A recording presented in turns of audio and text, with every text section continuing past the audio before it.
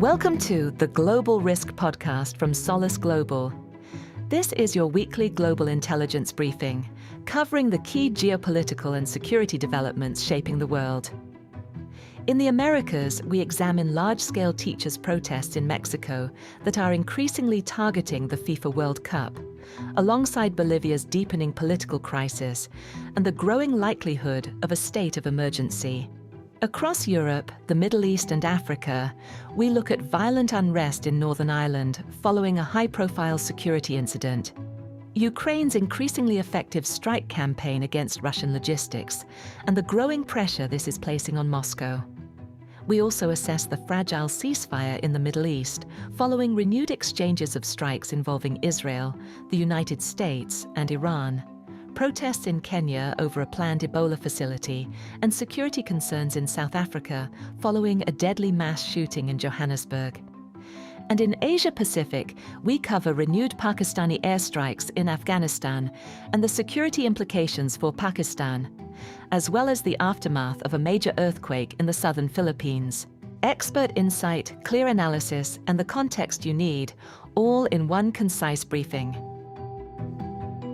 We begin in the Americas, where teachers' unions in Mexico are continuing large-scale protests that are increasingly focused on disrupting FIFA World Cup activities. Mexico's largest teachers' union, the National Coordinator of Education Workers, has continued to coordinate large-scale and disruptive protests across Mexico ahead of the 2026 FIFA World Cup. The protests are part of an ongoing nationwide strike that began in May and have involved thousands of teachers and education workers across multiple states. The CNTE is demanding the repeal of pension reforms, higher wages, improved working conditions, and direct negotiations with the federal government. Mexico City has remained the epicenter of the protest movement. Demonstrators have maintained a large encampment in the capital's central district and have repeatedly disrupted transport networks through marches and roadblocks. On June 5th, teachers blocked several major roads across the capital, causing significant transport disruption. On June 9th, police prevented a teachers' march from reaching a stadium scheduled to host FIFA World Cup events. In Mexico City, World Cup symbols, including statues of football players, have been toppled by protesters. On June 10th, protesters warned that they would block access to Mexico City's Benito Juárez International Airport. Smaller-scale protests have also been observed in the states of Guerrero, Michoacán, Morelos, Zacatecas, and Baja California, where teachers have occupied government buildings, blocked roads, and organized strikes. In several locations, protesters have reportedly used fireworks and other improvised projectiles during confrontations with authorities. Now, our intelligence team's assessment. Large-scale disruptive and coordinated protests have almost certainly been staged by the CNTE to maximize pressure on the central government ahead of the 2026 FIFA World Cup. They have likely been designed to leave President Sheinbaum with minimal time to concede to the union's demands. The deliberate targeting of World Cup symbols, such as player statues, and the establishment of an encampment near the fan zone in the capital, have almost certainly been intended to signal the CNTE's willingness to disrupt the tournament. These actions have also likely been designed to increase the political and reputational cost of failing to resolve the dispute before the tournament begins.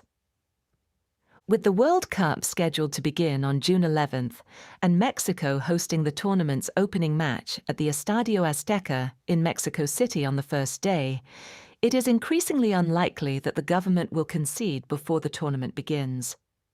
The CNTE is likely to continue using the World Cup as leverage by targeting high-visibility locations and key transport routes.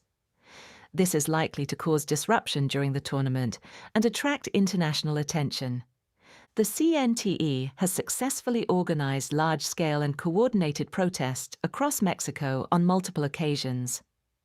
Moreover, several smaller protest movements, including farmers and transport unions, have also threatened to disrupt the tournament. The likelihood of protest during the World Cup is increasing, with demonstrators likely to target fan zones, World Cup venues, transport hubs, airports, border crossings, government buildings, and major roads to maximize disruption and achieve maximum visibility. The government has already deployed security forces to prevent protesters from reaching World Cup venues and to clear or contain demonstrations ahead of the tournament. It is likely to deploy additional forces during the competition. As a result, there is a high risk of violent clashes, arrests, and the use of dispersal tactics during the tournament. If the protests continue to escalate, there is a realistic possibility that security resources will become overstretched, limiting the authorities' ability to manage unrest and effectively protect both tournament sites and key transport routes. Also in the region, Bolivia's government has introduced new emergency powers, increasing the likelihood of a military-led response to nationwide roadblocks and protests. Bolivian President Rodrigo Paz enacted a new law regulating states of emergency on June 8, following 39 consecutive days of nationwide roadblocks and violent protests. The new legislation, Law 1740, enables the president to declare a state of emergency through a supreme decree in situations involving threats to state security, external threats, internal unrest, or natural disasters. The decree must then be sent to the Plurinational Legislative Assembly, Bolivia's national legislature, which has 72 hours to rule on it. President Paz stated that the law is intended to protect most Bolivians, defend the constitutional order, and restore economic normality.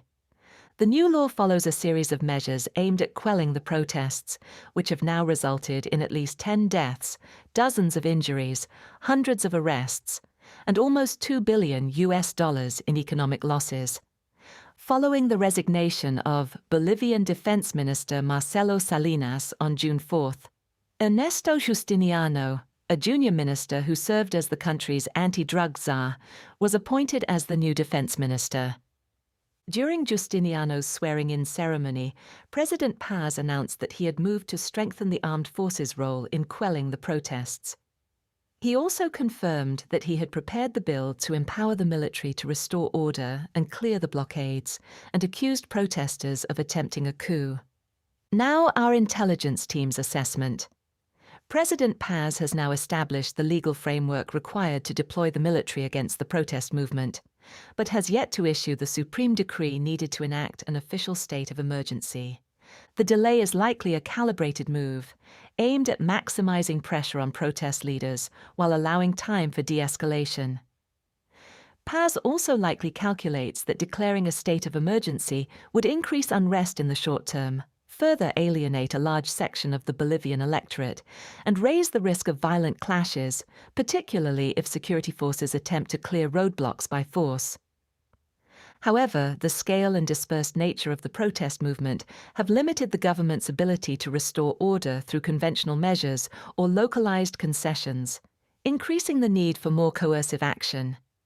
As of June 11th, there are an estimated 90 active roadblocks across Bolivia, with the police almost certainly lacking the resources to simultaneously clear the blockades and manage disorder without military support. Paz has also taken steps to justify the implementation of a state of emergency and to ensure it can be effectively enforced. He has framed elements of the protest movement as narco-terrorists and accused them of attempting a coup.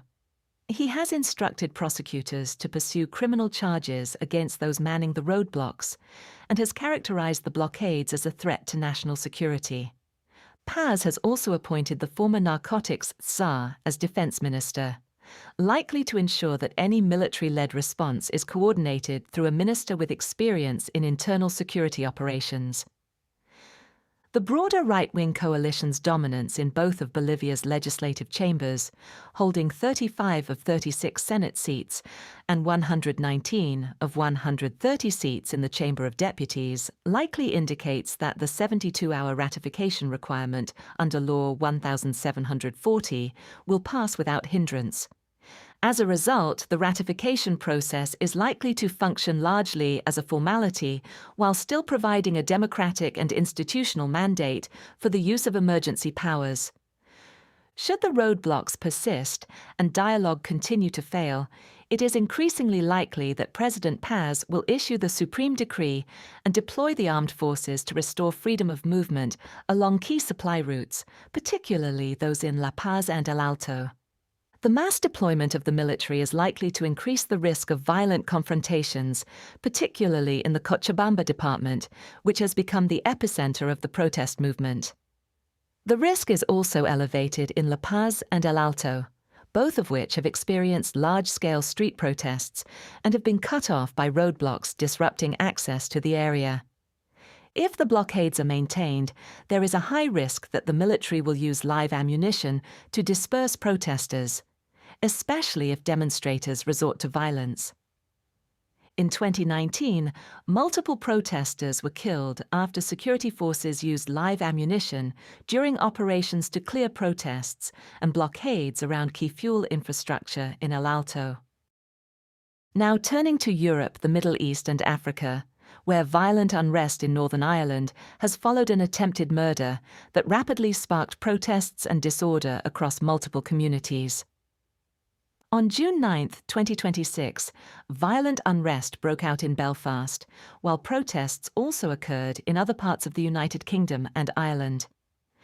The unrest was triggered by the online circulation of a video recorded the previous day, which showed an individual, later identified as a Sudanese national, who had been granted asylum in the UK, stabbing and reportedly attempting to decapitate another person. The victim was later hospitalized in a serious condition. The unrest in Belfast reportedly involved targeted attacks on businesses owned by foreign nationals, as well as at least 3 cases of homes being firebombed after they were reportedly identified as housing migrants. A Middle Eastern supermarket, a glider bus and multiple vehicles were also set on fire. 2 police officers were injured, and at least 3 people were arrested on June 9th. Protests continued on June 10th. A further 12 police officers were injured during the second night of unrest, including some who were struck by petrol bombs. The protests also resulted in additional cases of property damage. However, local media reported that the intensity of the unrest was lower than on June 9th, with some planned protests failing to materialize at their scheduled locations. Most protests on June 9th and 10th occurred in Protestant areas of Belfast, including in the vicinity of the peace lines that separate Catholic and Protestant communities. Now our intelligence team's assessment. The unrest in Belfast marks the 3rd major instance of violent protests along ethnic lines in Northern Ireland over the past 3 years. In late July 2024, violent unrest took place in Belfast as part of the nationwide wave of protests that followed the Southport stabbings. On June 9, 2025, exactly 1 year before the recent protests, unrest broke out in Ballymena and later spread to Belfast after reports emerged that 2 Roma teenagers had been charged with the attempted rape of a girl. As in the previous cases, the unrest was rapidly organized through social media, which likely reduced the police's ability to develop a coherent response plan. Moreover, the unrest was marked by deliberate attempts to destroy property and target foreign nationals, as well as citizens from ethnic minority backgrounds. In the immediate term, there is a realistic possibility of further violent unrest during the weekend of June 12th to 14th. However, any further unrest would likely be met with a stronger police presence, which would likely reduce the likelihood of the widespread property damage seen on June 9th. Past waves of unrest and sectarian violence in the United Kingdom have tended to occur during the summer months, and there is a realistic possibility of further unrest in the medium term. As recent incidents have highlighted, unrest can escalate rapidly following reports of security incidents and the coordination of protests through social media. This can result in dispersed and highly dynamic demonstrations that may overstretch police resources and make the location, scale, and nature of protests or riots difficult to predict, monitor, and prepare for effectively. Staying in the region, Ukraine's strike campaign is increasingly disrupting Russian logistics networks, placing pressure on Moscow to escalate its attacks against Ukrainian cities. On June 4th, Ukrainian President Volodymyr Zelensky published an open letter to Russian President Vladimir Putin. The letter proposed a face-to-face meeting in a neutral country, such as Switzerland, to end the war. It offered a full ceasefire for the duration of the talks, along with an all-for-all prisoner exchange. Speaking at the St. Petersburg International Economic Forum on June 5th, Putin rejected the proposal outright. On June 6th, Ukrainian forces conducted another large-scale long-range attack against targets in St. Petersburg on the closing day of the forum. The Ukrainian intermediate-range strike campaign has continued to produce demonstrable operational effects against Russian ground lines of communication across the southern theater.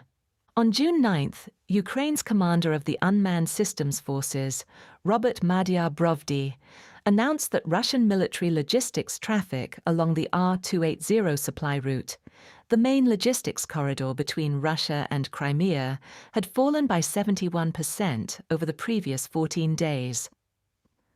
On June 4th, Russian authorities in occupied Crimea suspended all cash sales of petrol and halted the issuance of new fuel coupons, tightening restrictions that had first been introduced at the end of May. Russian authorities have now reportedly prohibited military logistics traffic along the R280.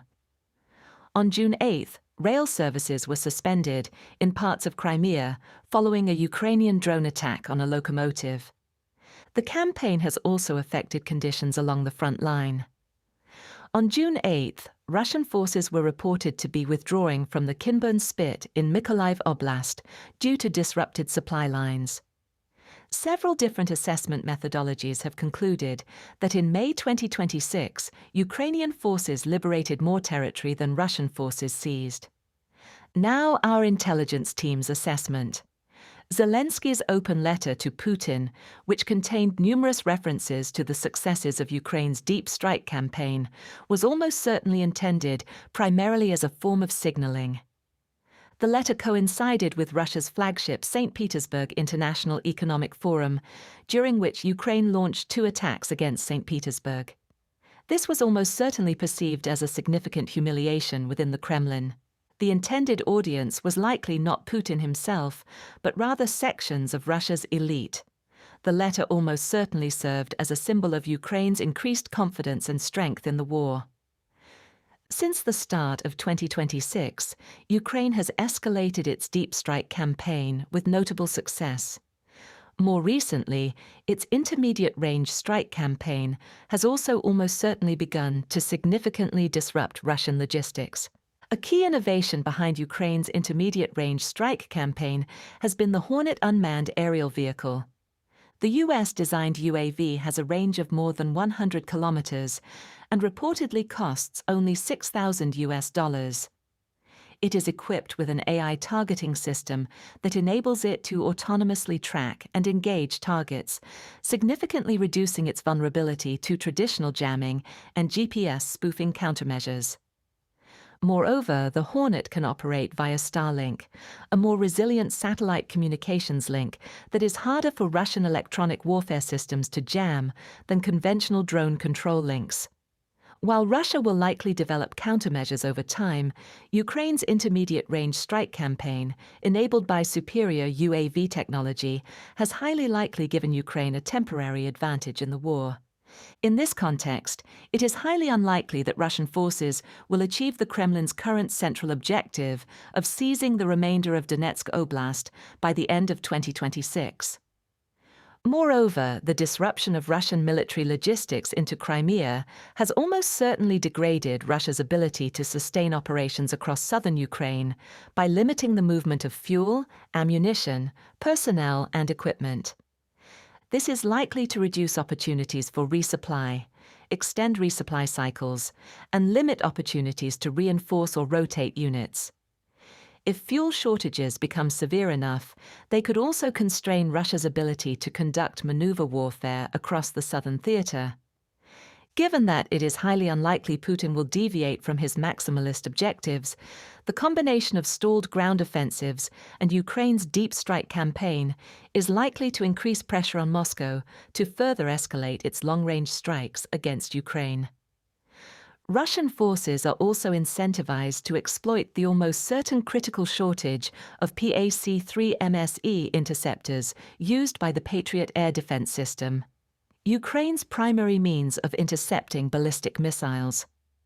This shortage will be difficult to alleviate in the near term due to competing demand for interceptors arising from the current conflict in the Middle East. As a result of this shortage, Zelensky's meeting with the E3 leaders, the United Kingdom, France and Germany, on June 7th was notably focused on the urgent need to scale up interceptor production and co-develop anti-ballistic missile capabilities. However, it is highly unlikely that any new European anti-ballistic missile system capable of replicating the Patriot system will be developed quickly.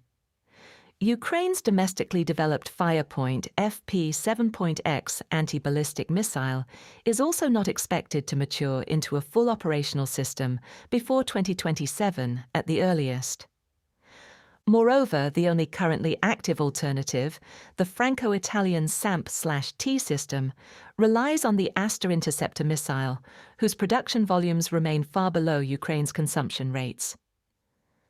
The likely further escalation of Russia's long-range fires campaign, which has already intensified significantly since the summer of 2025 and is characterized by much larger strike packages, could involve a continuation of the targeting pattern seen during the May 24th attack on Kyiv. During that attack, Russian strikes expanded to target central Kyiv and cultural sites, particularly in areas that host foreign diplomatic missions, international organizations, and hotels used by the international community. This unprecedented attack was followed by a formal statement from Russia indicating that it was beginning systematic strikes on Kyiv, alongside a warning for foreign citizens, including personnel of diplomatic missions and representations of international organizations, to leave the city. Furthermore, as of June 11th, immediate retaliation for Ukraine's attacks against the St. Petersburg International Economic Forum, which almost certainly represented a significant embarrassment for the Kremlin, has yet to materialize. A large-scale Russian long-range strike package is therefore highly likely in the near term. Turning to the Middle East, the ceasefire has come under significant strain following renewed exchanges of strikes involving Iran, Israel, and the United States. Overnight, between June 5th and 6th, Iran conducted further strikes against Kuwait and Bahrain, following a confrontation with the United States in the Strait of Hormuz. On June 5th, the Islamic Revolutionary Guards Corps claimed that 4 tankers operating under U.S. military guidance had attempted to bypass Iran's imposed traffic separation scheme. The IRGC stated that it attacked one of the vessels and fired warning shots at U.S. vessels in the area. U.S. Central Command subsequently announced that it had shot down 4 Iranian attack drones and conducted strikes against radar sites on Iran's Keshem Island and in Goruk. Iran then launched retaliatory attacks against targets in Kuwait and Bahrain. Following Israeli strikes in Beirut, Iran and Israel exchanged retaliatory tit-for-tat strikes on June 7th and 8th. The exchange followed a rocket attack on northern Israel launched by Hezbollah from Lebanon on June 7th. In response, the Israel Defense Forces conducted strikes on Beirut's southern suburbs.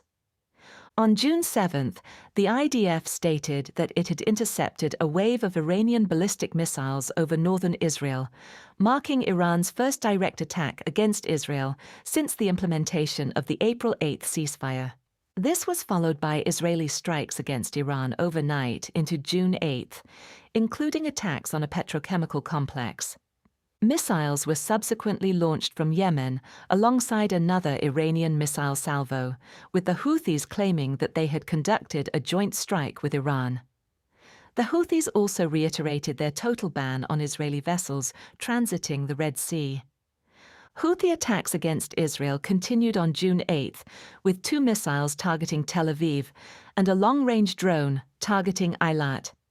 U.S. President Donald Trump reportedly made significant efforts to restrain the Israeli response against Iran in order to allow more time for diplomacy. At approximately 11:30 UTC on June 8, the IRGC issued a statement declaring that the cessation of armed forces operations is hereby announced. However, it warned that if attacks continue, including in southern Lebanon, Iran would respond in a manner more severe and forceful than before. Israeli Prime Minister Benjamin Netanyahu stated on June 8 that attacks against Iran would be halted for now, but added that the fight with Tehran and Hezbollah is not over. Following the announced end of the Israel-Iran confrontation on June 8, a USA H-64 Apache helicopter crashed in the Strait of Hormuz after an incident involving an Iranian drone. 2 crew members were subsequently rescued. CENTCOM stated that the crash is under investigation, and some U.S. officials said it remains unclear whether the collision was intentional. President Trump, however, stated that it was a deliberate attack, but that the drone failed to detonate. In retaliation, U.S. forces conducted strikes against approximately 20 targets in southern Iran. Iranian forces then launched strikes against U.S. military targets in Jordan, Kuwait, and Bahrain. On June 10th, U.S. forces carried out further strikes against southern Iran, which were reportedly calibrated to avoid casualties and leave open the possibility of a deal. Iranian forces subsequently conducted additional retaliatory strikes against targets in Jordan, Kuwait, and Bahrain. Now, our intelligence team's assessment. Tehran had previously warned that strikes in Beirut could derail the diplomatic track and result in retaliation, with Iranian officials consistently insisting that the wider ceasefire also extends to Lebanon. The IDF has committed significant resources to its ground offensive in southern Lebanon and has continued to conduct high-intensity airstrikes across the country. Sustained IDF operations in Lebanon will almost certainly be leveraged by Iran to undermine ongoing diplomatic efforts and could provoke further cycles of escalation between Iran and Israel. Overall, high-intensity IDF operations in southern Lebanon have continued since the broader April 8 ceasefire and the separate ceasefire agreed with the Lebanese government. These operations likely remained below Iran's threshold for direct escalation, with Tehran likely seeking to preserve its capabilities for a more significant confrontation. Several IDF strikes in Beirut were also not met with a direct Iranian response. However, Iran's recent escalation highly likely indicates that IDF strikes in Beirut represent a red line that Tehran is willing to enforce. Moreover, the IRGC's threat of retaliation in response to IDF operations in southern Lebanon may indicate that Tehran's threshold for escalation has been lowered, broadening the range of Israeli actions that could trigger a direct Iranian response. Israeli operations in southern Lebanon have continued. For example, an airstrike was conducted against the southern Lebanese city of Tyre on June 9th, following the issuance of an Israeli evacuation order covering the entire city, despite previous Iranian warnings that operations in southern Lebanon risked further escalation. There is a realistic possibility that this could trigger additional Iranian strikes against Israel, potentially leading to further exchanges of tit-for-tat attacks that are likely to place the broader ceasefire under increased strain.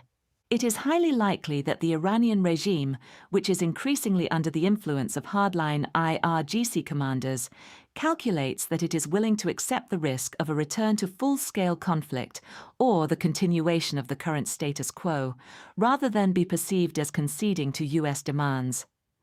By increasingly linking the status of the ceasefire to developments in Lebanon, the regime likely also seeks to divert attention from other areas of contention and gain additional leverage in negotiations. Tehran likely believes that President Trump is unwilling to return to full-scale conflict in response to the current level of Iranian strikes. It is therefore likely that Iran will continue to use attacks linked to confrontations in the maritime domain or developments in Lebanon as leverage to pursue its broader objectives. These likely include securing greater control over the Strait of Hormuz, preserving Hezbollah and other proxy forces, obtaining the release of frozen assets, achieving sanctions relief, and maintaining a hardline position on the nuclear file. The involvement of the Yemen-based Houthis was almost certainly limited and primarily performative. However, it is highly likely to serve as an important source of deterrence, given the group's capacity to disrupt maritime traffic through the Bab al-Mandeb Strait and its ability to target regional U.S. forces and allies from an additional axis. The exchange of strikes between the United States and Iran following the loss of the Apache helicopter is almost certainly the most significant escalation since April 8 and stems directly from confrontation in the maritime domain. As long as the competing blockades remain in place, there is a high risk of a tactical miscalculation and/or further escalation in the Strait of Hormuz. Any retaliatory strikes are unlikely to remain confined to the immediate area of engagement. In addition to threatening the broader negotiation process, these cycles of escalation have repeatedly led to renewed Iranian strikes against Gulf states, initially affecting the UAE and more recently Kuwait and Bahrain. Moreover, Jordan has also been targeted in recent days, a pattern that is likely to continue. The June 3 attacks against Kuwait and Bahrain following maritime confrontation were the largest-scale Iranian attacks since the implementation of the April 8 ceasefire. The targeting of Kuwait International Airport also represented a notable escalation in the target profile of the sporadic Iranian strikes conducted since April 8. The attacks against Kuwait and Bahrain overnight between June 5 and 6 involved the launch of at least 10 ballistic missiles. This likely indicates a continuation of the larger strike packages now being employed against Gulf states in response to U.S.-Iran confrontation in the maritime domain, which subsequently led to strikes against Iran. There is a realistic possibility that Iranian retaliation, strikes against targets in Jordan, and the Gulf states will escalate further. On June 10, President Trump stated in an interview that he is considering ordering new strikes against Iran's power plants and bridges if Tehran does not sign an agreement. Previous threats of a similar nature prompted IRGC-affiliated media outlets to publish lists of desalination and power plants across the Gulf states as potential targets for retaliation. Furthermore, Iran's chief negotiator and parliamentary speaker, Mohammad Bagher Ghalibaf, warned that Israeli strikes against Iran, combined with the ongoing U.S. naval blockade, have made U.S. bases and assets in the region legitimate targets. The IRGC-affiliated media outlet Fars, citing a senior Iranian official, also reported directly that if Iranian energy infrastructure is attacked again, Iran will conduct analogous strikes against U.S. oil and gas facilities in the region. Overall, the ceasefire has almost certainly come closer to collapse in the past week than at any point since its implementation on April 8. Tehran has expanded its stated criteria for renewed attacks against Israel, linking them to the continued conflict in Lebanon. At the same time, escalation cycles driven by U.S.-Iran confrontation in the maritime domain continue to intensify. This is reflected in the scale of Iranian retaliatory strikes against Kuwait and Bahrain, as well as the resumption of strikes on Jordan, which had not been targeted since the April 8 ceasefire.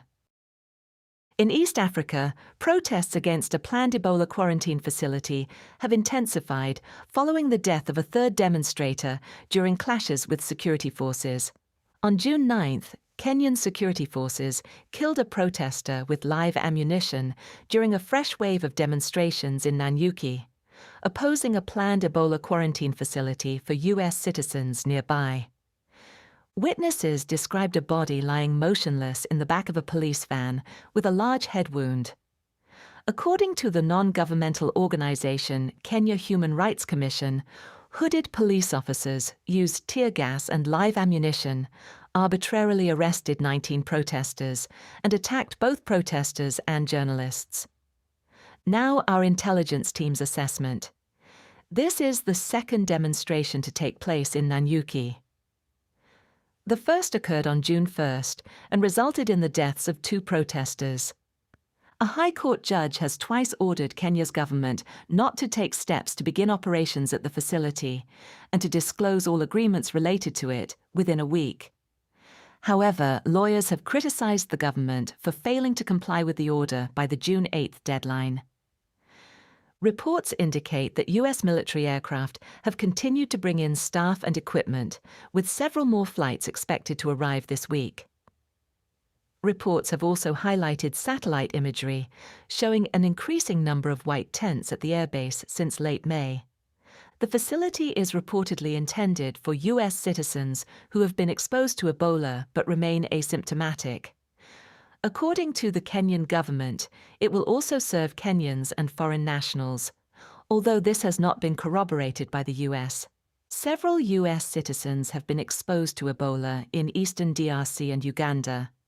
6 were transferred to a facility in Germany, while another was moved to Czechia. No Ebola cases have been reported in Kenya.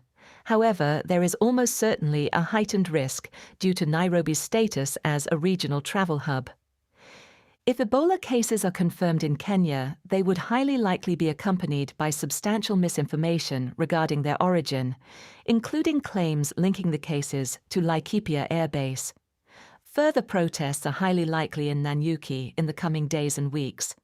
Demonstrations are likely to concentrate around Laikipia Air Base, the site of the planned quarantine facility, as well as government offices and central commercial areas. Following the harsh response from security forces, future protests are likely to become more violent, involving tactics such as roadblocks, tire burning, and clashes with riot police. This is highly likely to result in the temporary closure of businesses and central streets. Many residents are also likely to remain at home rather than risk being caught up in the unrest. There is a realistic possibility that demonstrations will spread to other major cities, including Nairobi. The death of another protester during the June 9th demonstration will likely intensify scrutiny of the police response. In recent years, allegations of excessive force have repeatedly acted as catalysts for wider unrest in Kenya, particularly during the wave of unrest in June and early July 2025, which was triggered by allegations of police brutality against a government critic. This event almost certainly has the potential to trigger widespread protests, particularly given the unpopularity of President William Ruto's government amid the rising cost of living. And in South Africa, authorities are increasing security measures following a mass shooting that killed at least 12 people in Johannesburg. On June 10th, at least 12 people, 9 men and 3 women, were killed and 9 others injured, after at least 10 individuals armed with rifles opened fire at the Jumpers Informal Settlement in Cleveland, a suburb of Johannesburg. Following the attack, the suspects fled in a vehicle. Local police stated that officers responded to a shooting in progress at approximately 11:10 p.m. local time. According to the statement, the suspects entered the settlement through both entrances and opened fire on residents as they moved through the area before fleeing the scene. As of June 11th, a manhunt was reportedly still underway and no arrests had been made. The motive for the attack remains unknown. However, residents reportedly believe the shooting is linked to a turf war between rival groups of illegal miners. Now our intelligence team's assessment. Illegal mining remains a lucrative illicit economy in South Africa. Organized groups frequently target abandoned or disused gold mines, selling extracted material through the black market. The sector is closely associated with violence, extortion, armed protection networks, and competition between rival groups for control of mine shafts, access routes, and processing sites. In March 2026, President Cyril Ramaphosa deployed the military to several affected communities to support police efforts to disrupt and shut down illegal mining operations. Cleveland, a suburb of Johannesburg, has repeatedly been linked to illegal mining activity. The government will highly likely strengthen its security presence in Cleveland following the shooting, with security forces likely to increase raids on illegal mining settlements in the coming weeks. There is also a realistic possibility of further military deployments. The use of firearms by criminal actors remains a significant security concern in South Africa. The country has experienced several high-profile mass shootings in recent months, including 2 incidents in December 2025 that left more than 20 people dead. Criminals typically obtain firearms through the theft of legally owned civilian weapons, the loss, theft, or robbery of police firearms, diversion from private security companies, or cross-border trafficking. There are approximately 3 million legally held firearms in the country, alongside an estimated 3 million unlicensed weapons. According to a February 2026 statement by Acting Minister of Police Firoz Kachalia, firearms remain the single largest factor driving murder, robbery, and organized crime in South Africa. According to 2024 data from the UN Office on Drugs and Crime, South Africa ranks 3rd globally for homicide rate, behind Jamaica and Ecuador, with 43.7 homicides per 100,000 people. There has been renewed discussion around firearms control in 2026. On March 28, the Minister of Police proposed new regulations to tighten controls on the use of firearms by private security companies, including a ban on their use in shopping centers, schools, churches, and taxi stations. However, the proposal prompted significant opposition from industry bodies, political actors, and firearms rights groups. Separate legislation was proposed in May 2025 to ban the import of blank guns. Blank guns are realistic replicas of firearms designed to fire non-lethal rounds. However, they have frequently been used in criminal activity or illegally modified to fire live ammunition. The legislation has not yet been finalized. There is a realistic possibility that the Cleveland shooting will lead to renewed government efforts to pass firearms regulation legislation. Now shifting to Asia-Pacific, Pakistan has resumed large-scale airstrikes in Afghanistan following a series of militant attacks inside its borders. After an approximately 1-month pause, the Pakistani Air Force conducted a series of airstrikes in Afghanistan's Kunar, Khost, and Paktikar provinces on June 9th. Pakistan stated that the strikes targeted Tehrik-e-Taliban Pakistan militant positions and safe havens in Afghanistan. Pakistan's Information Minister, Ataullah Tara, said that 26 militants were killed and 4 targets destroyed, including a training center, an ammunition cache, and positions linked to TTP commanders. Tara also stated that the airstrikes were a response to a series of militant attacks in northwest Pakistan. Afghan Taliban sources have alleged that the strikes primarily targeted civilians, resulting in the deaths of 11 children, 1 woman, and an elderly man, as well as multiple injuries. Now our intelligence team's assessment. The airstrikes were among the largest conducted in recent months. They came a day after a suspected TTP attack on Pakistani military positions on June 8, which killed at least 6 members of the federal constabulary. The strikes also followed several attacks in Pakistan's Balochistan province, including a Balochistan Liberation Army suicide vehicle-borne, improvised explosive device attack on a train near Quetta in late May, which killed dozens of security personnel.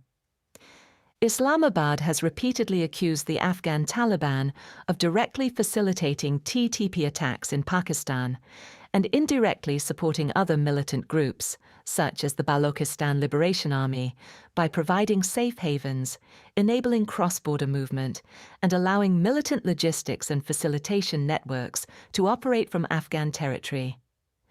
Despite Chinese attempts to mediate between Islamabad and Kabul, diplomatic efforts have largely proven ineffective. As a result, Pakistan is increasingly likely to resort to kinetic strikes in response to high-profile or high-frequency militant attacks inside the country. With limited credible conventional means of deterring Pakistani airstrikes, the Afghan Taliban is likely to continue sponsoring highly deniable militant attacks inside Pakistan. While most attacks are likely to be concentrated in northwest Pakistan, where the TTP is highly active and facilitation networks are most established, the threat is likely not confined to the border region. The TTP and other militant networks suspected of receiving support from the Afghan Taliban have previously demonstrated the capability to carry out high-profile attacks in Pakistani urban centers.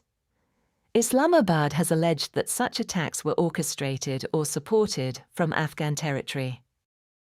And finally, in the Philippines, authorities are continuing rescue and recovery efforts after a powerful earthquake caused widespread damage across Mindanao.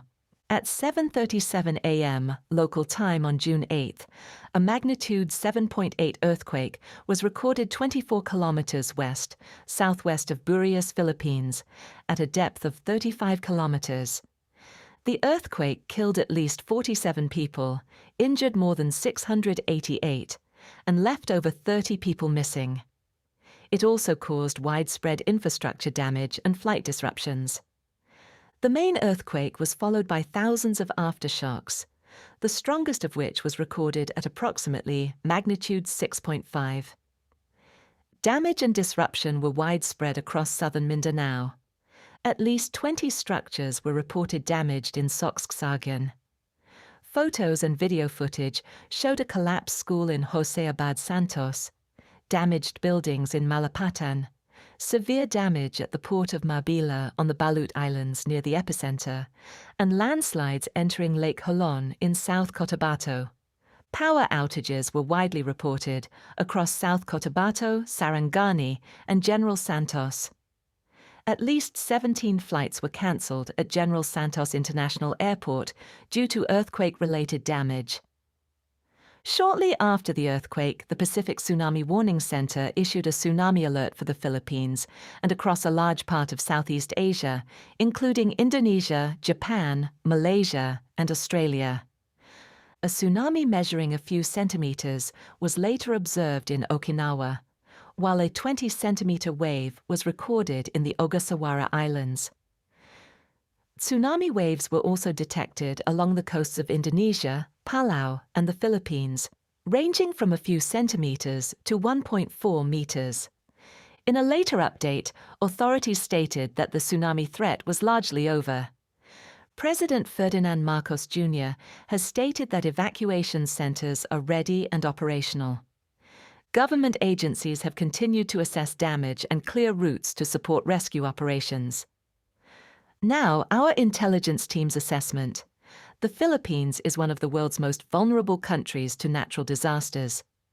The archipelago is affected by approximately 20 typhoons and tropical storms each year, and its location on the Pacific Ring of Fire makes it highly seismically active.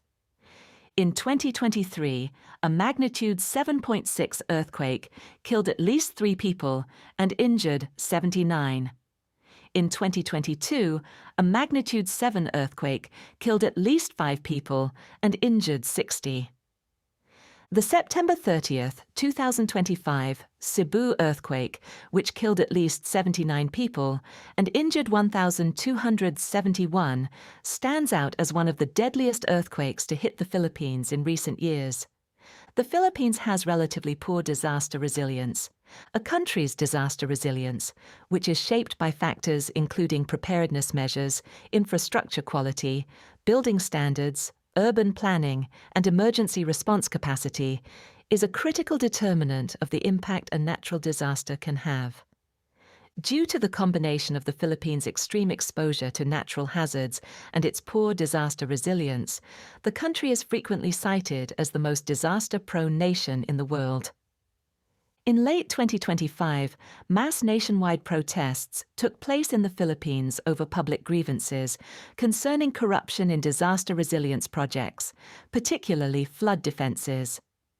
While the movement had largely declined by early December, the devastation caused by the earthquake is likely to reinforce public perceptions that disaster resilience funding and infrastructure governance remain inadequate.